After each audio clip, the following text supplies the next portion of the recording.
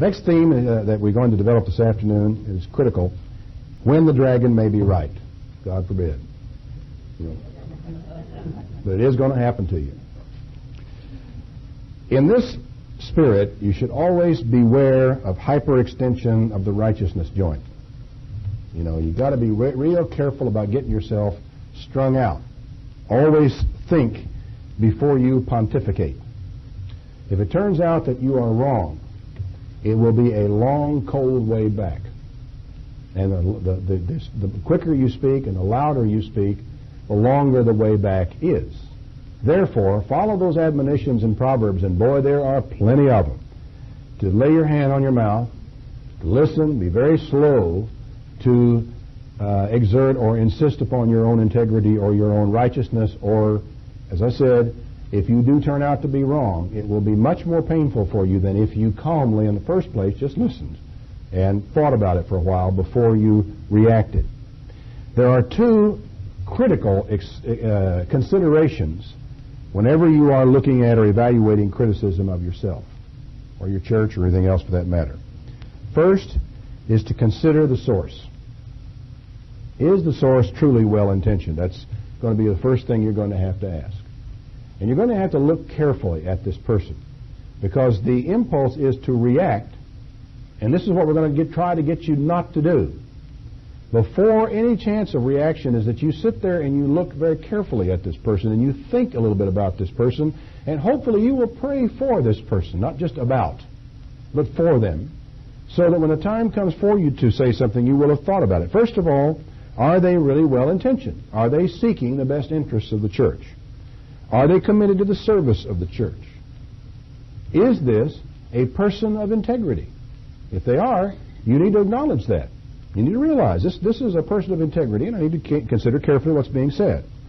Is this person self-aware enough to understand the issue and accept responsibility? What does that mean? Well, it means that the person is not blinded to his own flaws and his own faults to the extent that he will always point the finger and never be able to accept his share of any responsibility. If he is in that frame, you have to deal with him differently from what you will if he is a person of integrity who is self-aware and can acknowledge the fact that he may also be wrong in the process. Next, are they responsibility-accepting people? Are they the kind of people who accept the responsibility for the things that they do? If they are, they need to be more seriously listened to and considered than if they are not. How many people, another question, share their criticism really? You got to think about that. Because people will say, well, all kinds of people in the church are saying this. My first question always is, before I get a chance to even close my mouth, is who? You think, how many? I mean, I'd like to know. But you do have to ask that question. Is this really a criticism? Because, that type of criticism is very difficult to deal with, because you start asking people, sometimes even people who do agree with them won't own up to it if you start looking into it. So that's the first thing. Consider the source. Take a good look at that person. Think about them carefully. The next consideration is consider the spirit in which the criticism is given. Is it rational or is it emotional? If it is rational, you deal with it one way. If it's emotional, you deal with it another way. But you've got to at all times be careful that your own reaction is not emotional. Next, is this criticism well thought out over time, or does it result from a few hours of upset? You deal with them in very different ways. A person who has thought about it over a period of time and very carefully considered it and comes to you deserves to be heard in a different way from a person who just had been upset a few hours and is spouting off. And you need to respond differently to those two different people. Is this criticism being advanced in person and in private? Tells you a great deal about the spirit. Unfair criticism is most often over the phone or in passing, just tossed at you as somebody goes by with no chance to discuss it, or it comes through a third party. Well, Mrs. Jones really doesn't like the selection of hymns that we're singing in church. Mrs. Jones doesn't. So unfair criticisms will often come to you over the phone and so forth. Your best criticism will come to you eyeball to eyeball, face to face, in private. That's where the person deserves to be listened to. Is this person trying to help, or are they just carping? Because you deal with them in different ways. If a person is just sounding off and just carping and just a complainer, you have to think about that. You have to evaluate how you're going to respond to it, and you must be careful not just to react to it. And the worst thing you can do is just try to justify yourself with people who are just carping. You're wasting your time trying to explain or justify yourself to a carper or a complainer. The best thing in the world you can tell to them is, well, thank you for bringing the matter to my attention. I'll give it serious consideration. You could say, I'll give it the consideration it deserves, but that might not be kind. On this matter of the spirit in which criticism is given, you should consider hot anger a sign that something more is involved. Somebody really gets mad and really ticked off. Always assume that something more is involved, but don't go directly after it. Silence is the best defense against hot anger. Don't say a word. Justification, explaining yourself, is probably like trying to put out a fire with gasoline. When a person's mad, let them vent. One minister was listening to a man who had jumped him, was loud and strident, and had a list of grievances as long as your arm, and was just really going down a matter in an old red hen about one thing after another. And what was really shocking, he said the man was going along, and in mid-sentence, in this long list of grievances, right in the middle of a sentence, he interrupted himself and said, quote, "She says, all I'm interested in is sex." What happened? The man was mad at his wife. And he was taking it out on the minister. Why would somebody do that, you reckon? Do you ever wonder why a person will do that to a minister? It's a very logical reason. Very logical reason. Because a minister is committed to take it. A minister can be trusted not to hit back. A minister will not tell you to bug off. You try telling this whole story that you're going through and all this mad and being mad at somebody and trying to vent your anger to somebody else, and they're liable to tell you, hey, I don't have to take that from you. Get away from me. You know that, don't you? You know there's some people you can't do that, but a minister will take it. In one sense of the word, the fact that people trust you enough to vent their anger with you or even at you is really a compliment, because they don't believe that you are going to treat them as unfairly as they are treating you. So, you might even sometimes find it in yourself when somebody's really letting you have it to feel good about it for just a moment, because you don't have to feel bad just because they're mad. You don't have to get mad at them because they're mad at you. It isn't required. There's nothing that's written anywhere where you have to respond that way.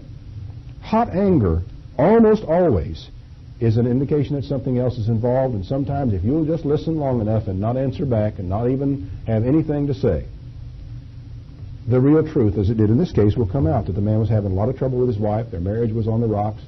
She was continually nagging him and giving him a hard time, and he desperately needed to talk to the minister and did not know how to initiate the conversation, I guess.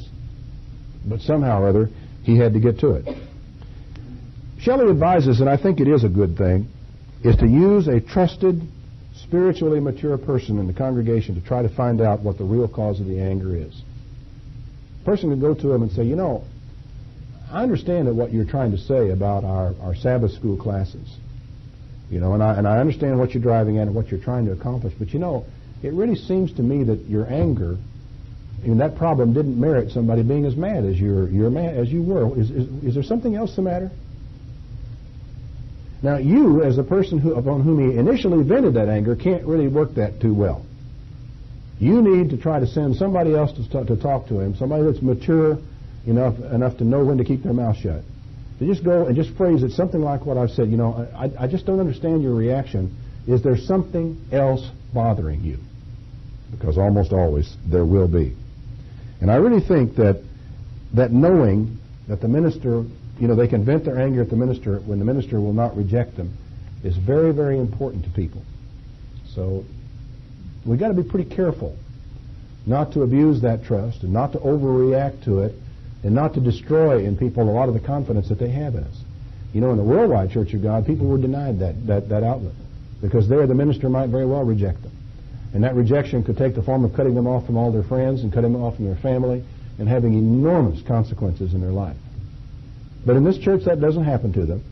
And so like in many other churches, they will come to you to vent their anger because they know that you are committed to taking it. So maybe sometimes you can afford to take a little bit of anger and absorb a little bit of hostility. But at the same time, this is where having other people to help you absorb that hostility is so critical, so very critical. If you have to absorb it all by yourself, it will eat your lunch. But if you can share it with other people, use them as a heat sink, as anyone who's worked with electronic equipment will understand what that is.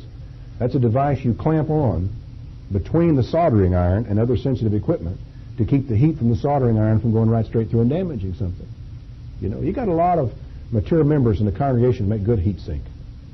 You know, say, go listen to this guy, would you, Joe? Spend some time with him. Let him unburden himself. Ask him what's really eating on him and see what you can find out. Let him absorb all that heat for a while. Don't try to do it all yourself. It'll eat you up. Having done that, you need to consider concrete criticisms seriously. You know, if somebody gets down to something where they've come to you and they've talked to you personally, and it is concrete, it's not abstract, it's not something like, well, you're too authoritarian, but where it is really dealing with something concrete, you really need to think about that. And the next thing you need to be sure you do is to consider the criticism calmly, not emotionally. And you need to put off consideration of it if you have to until you can consider it calmly. He says never deal with a criticism on the day it is received. Good advice. Good advice. Think about it. Sleep on it. He also says, and I've already mentioned this, don't shoulder the load alone. Just don't try to carry it all around by yourself. You can refer some criticism to local council. Someone comes to you all upset about something, I'll tell you what you ought to do. Why don't you go talk to some of the members of the council about that? Just send them down their way. Let him talk to them. There are some questions raised that the council can't deal with, but the ministerial council can. Now, you've done something that you know is right. Church policy. For example, you've decided that you're going to require anybody who's going to give a sermon or a sermonette in your church to wear a jacket and a tie. Now, we discussed that at ministerial council, and all the ministers felt that we should do that. You've decided the time has come in your church for all the people to do that. And you announce that to all the people who are going to be giving sermonettes or leading in songs. I want you from now on, fellows, to wear a jacket and a tie. And somebody gets all upset about it and starts challenging it. Tell you what you do. Why don't you write a letter to Mr. Dart and make your appeal to the ministerial council because it was their decision, not mine. We're just trying to cooperate and be a part of the church. Just pass it on down our way. We're used to it. It comes about all the time. But see, there are all sorts of things where you are just simply trying to keep in touch and in step with the church at large everywhere and just trying to be subject to the ministerial council. There are a lot of policies that we have that the ministerial council, I didn't set them, Ted didn't set them, and you didn't set them. The ministry did. Okay? The question boils down, are we going to go along with the ministry or are we going to do our own thing? You can do your own thing, but let's all acknowledge that that's what you're doing. You know, we all pat these people on the head and say, you are independent. You're an independent soul. You want to be independent? Be independent. But don't pretend that you are not. And that's what some people want to do. They want to pretend that they are in with the Church of God International while they still want to have things their way. Well, I don't object to you having things your way at all. I object to you having things your way and claiming that they're not. You know, so basically, you know, here's what we are. Here's where we're going. And if you all want to go with us, as we say to everybody, you're welcome. And if you don't want to go with us, we understand. We'll love you anyway. And if you'd like to catch up with us later, feel free. Just real easy in working with people. So don't shoulder the load alone. Use your counsel. Use the ministerial council. Use the whole ministry. Send them down the road to where your fellow ministers say, if you don't think I know what I'm talking about, go talk to Charlie. You know? Or if you don't believe me, you know, call Alan. And if you won't believe Charlie and Alan, well, let's call somebody else. But just, you know, do whatever you need to do. Don't carry it all by yourself. You don't have to, and there's no need for it, and it'll eat you up. Talk to people. Share these things with your fellow ministers. Next, complete your consideration of the criticism. What does that mean? It means don't let it sit back there in the back of your mind that you're going to get to it one of these days. Because that's another thing that will eat you up. Get to it, deal with it, and finish it within a very reasonably short period of time so you can put it behind you. Get finished with it. Either accept it and correct it, set yourself straight, or look at it and think it was unjustified and lay it aside and forget it. But whatever you do, don't let it sit there and eat on you.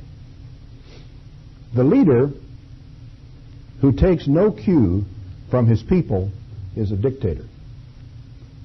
The leader who tries to satisfy every critic will gain no respect from anybody. Two opposite sides of a concept. One is you listen to everybody that criticizes you, and you try to respond to all the critics and everybody who considers, oh, well, old, here's John again. Old John's a doormat. You know. But on the other side, if John doesn't listen or take his cue from his people, he's nothing but a dictator. What does all this mean? It means that you need to look at the church as a whole, and you need to take your cue from them as to what is expected and what they're hoping for. It's what I talked about before. Look at these people, understand these people, and respect Christ in the congregation, because God will lead us all together if we will let Him. We don't have to carry the burden of doing all the leading all by ourselves. Shelley said a pastor's authority depends on two ingredients. One, God's call and appointment. Two, the respect of the church. Lose either, he said, and you are finished. Do you agree with that? I don't see how you could disagree. You know, your authority as a pastor depends on God's call and His appointment. And secondly, the respect of the people. If God's not behind you, you're dead. And if the people don't respect you, you're dead. So those are things you've got, you know, that's something you have to pay attention to and have to work on. Next, when is it time to confront? There does come a point in time when you have just got to confront the dragon. You've got to go in and beard him in his lair, as it were. First of all, what are we trying to accomplish when we decide the time has come to confront? We are not trying to suppress differences of opinion. That would be stupid. We are not trying to silence complaining. That's just as equally stupid. We are trying to protect the church and, incidentally, the dragon from the destructive effect of their behavior. That is our objective. It is to analyze that if this continues, it is going to hurt people, and therefore I must do something, I must confront, and the objective of it is to protect the church and the dragon from the destructive effects of their own behavior. Now, what kind of an attitude do you go in confronting? He brings out at this point, and I quote, something that I had seen already myself. Often the greatest damage is not done by the dragons themselves, but by the overreactions they provoke in other people. And that is true. We've got three big old asterisks by that, and we all need to remember it. That you can actually yourselves do more damage by overreacting than the dragon himself could do if you absolutely ignored him. So be very careful with that one. If you feel threatened or defensive or upset, it is not the time to confront. Not when you feel threatened, not when you feel defensive. You have got to, first of all, sort yourself out. Wait. You will be trying to put out a fire with gasoline again if you don't. The next thing that you have to consider, and this is really true in confronting, you have to go in with love, what Shelley calls smart love. And you have to accept the dragon as a person of worth. A person of worth. I don't care who they are.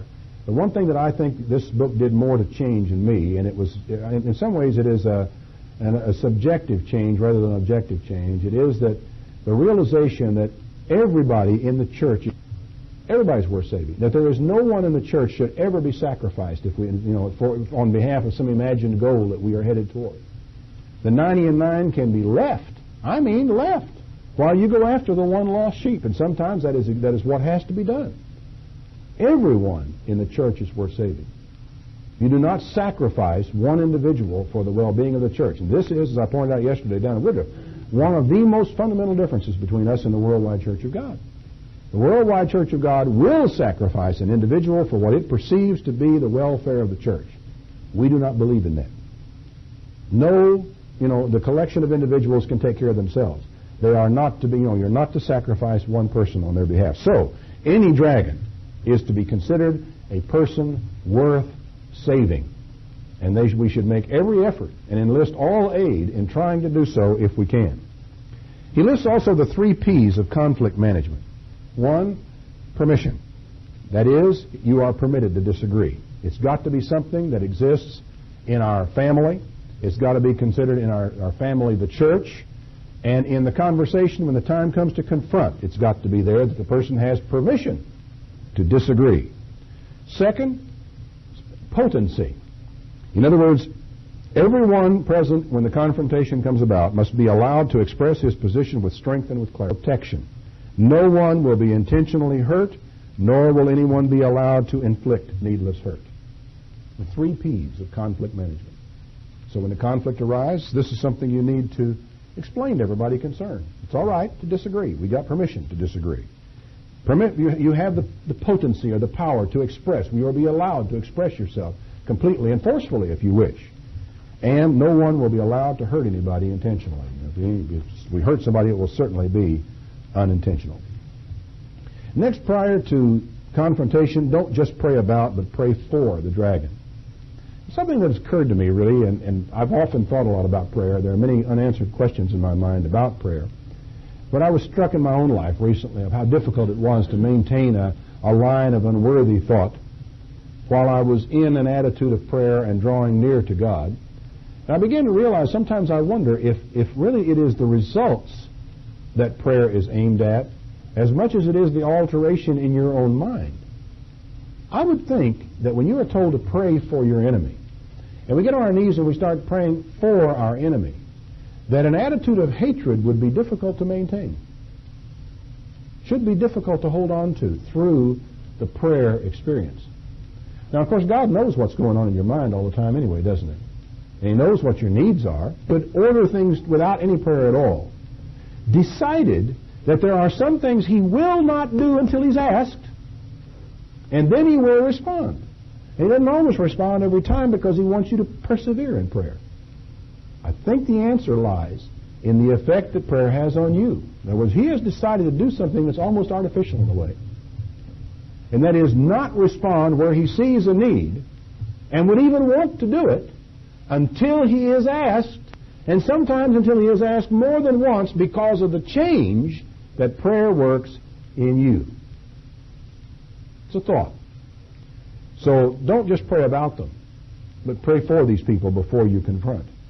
And when the time of confrontation comes, you are going to have to be gentle and firm at the same time. One of the toughest balances any of us will ever enter into. Frankly, I'm afraid that the thing you and I probably all need to work hardest on is gentleness, to be sure that we never err on that side. I would rather be too gentle and not firm enough than too firm and not gentle enough. And that's something that we all have to change on if we've been in an atmosphere that created a different kind of approach.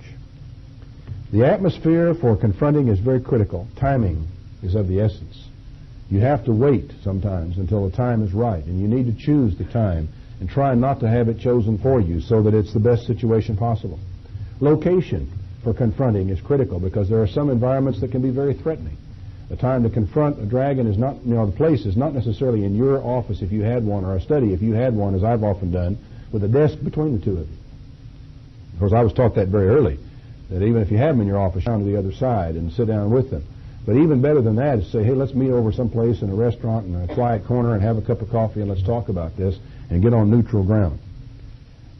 Every criticism has to be accompanied by a compliment.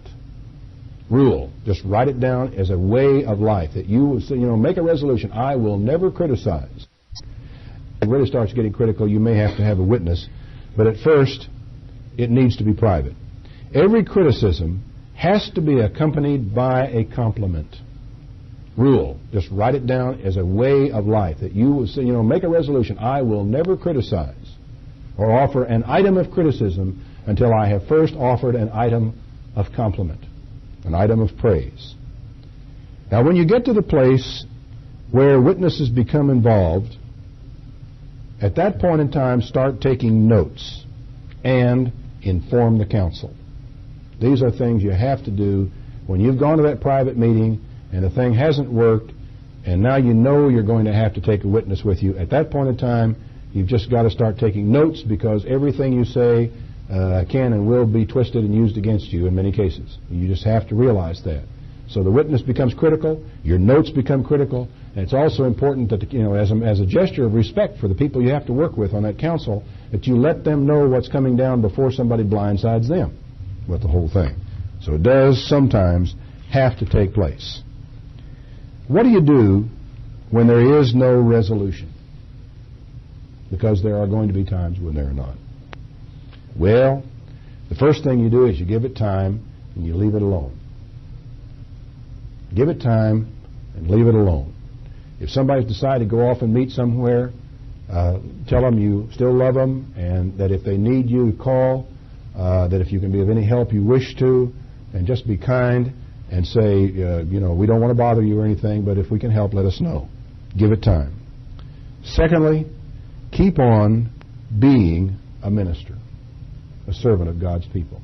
Don't ever let somebody cause you to quit being a servant of God's people because you've been a little bit bruised by a conflict that you've gotten involved in, or because you've been rejected by some thankless person at some point in time.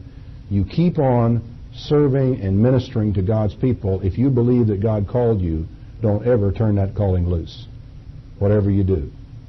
So just keep on being a minister. And third, and this is something to even starting now, not when there is no resolution of the problem, let your moderation be known to all men. The word in the Greek probably should be gentleness or kindness. And we are told he was more meek than any of the people that he was serving. Jesus Christ himself was a man who had a great deal of meekness. No, the strength was there when it was called for, but he was a very kind and a very gentle person. And that's the sort of pattern that all of us should do our best to emulate. And if you'll believe it, we've gotten to the end of 18 pages of notes in the 4 hours. Would any of you like to make any comments or have any questions about the things that we have gone over here today before I, let's say, engage in some summarizing remarks? Or are you all still going to have to digest it a while before you have anything to say about it? Okay. In going over all these things and thinking about them, and with all the experiences that I've had in the church, I'm very sad in a lot of ways that some of the concepts that I've talked about here today that we didn't tumble to a little earlier than we have. However, I am also grateful for the fact that a lot of the concepts that we are going over today, we have tumbled to in the past 5 years. There are certain things that we did not know. Started out on the track that we're now going in the Church of God International. There are things then that we did not know that we have picked up along the way. And a lot of things that Shelley tells me in this book, I nod my head sagely and say, yeah, I've learned that. And I can see the truth of that, and I can see the wisdom of that, and I could add some examples to his examples to show how it is that we have come to learn that. A lot of us have the scars and the bruises and the hurt feelings and maybe a few smoldering resentments to show for some of the lessons that we have learned along the way. But I guess I can summarize what I'm trying to say is that the most important thing I think that I learned from this book is the fact that we are not somehow spiritually sick because we have problems in our churches. That we're just normal people, and we're fighting a battle that all sorts of people just like us have had, and we'll all have to fight them again. And that just because, we can maybe do things a little better, one of the things we try to do when we have problems is we try to restructure, or we try to reorganize, rationalize charts and all that type of thing. There is an emotional need that must be met. There is an emotional need in the church, kind of at large, among all of us, and then we have individual needs that some of us have and others of us don't. The minister has the absolutely impossible task of trying to discern what those needs are and try to do what he can to meet those needs. But, as I say, it's an impossible task, and it really is, because the only way those needs can ultimately be met is by Jesus Christ, because he is the one to whom these people must look. And it's only in continually pointing people to him, continually reminding people that this is his church, continually reminding people that Jesus himself was very tolerant of the weak, very tolerant of people who had problems and bad attitudes, very tolerant of people who had been bruised and hurt, very patient and very gentle with all these people, and that he was not willing that any should perish, but that all should have everlasting life. As time goes by, I think we can grow and build a tradition of working together more effectively. I really do. I believe there is much that we could do that we have not done. I think we have made some mistakes along the way and have hurt one another and in the process, but we have learned from them. Well, unfortunately, we've had a few people give up along the way, and maybe we can save some of them even yet if we just spend a little time trying to win them back. But you know, of all of the things of the ministry that Jesus Christ himself came with and that he has passed on to us, perhaps the dominant theme is it is a ministry of reconciliation. And our must be to whatever degree we have alienation from other people who are our brethren, may be an indication of an alienation that still exists between us and God. And that total reconciliation of me and Jesus Christ and you and Jesus Christ somehow has to end in a reconciliation between me and you. Reconciliation. There are some barriers that have been built so high that I don't believe any man will ever be able to surmount them. The barriers that exist between Ted and his father is a very sad one in case. I doubt if anyone could ever surmount that barrier, although, you know, if Ted and his father could meet, it might dissolve in a minute. Who knows? The barriers that exist between some of you, perhaps, in a ministry you knew in the Worldwide Church of God, may never be surmounted because of what has happened and what was done. The barrier between you and some member in the Worldwide Church of God, some of their attitudes towards some of us, may never be resolved. You can't do anything about some of those. But what you can do is take a look at those alienations and those opportunities for reconciliation that are at hand. And those you can do something about.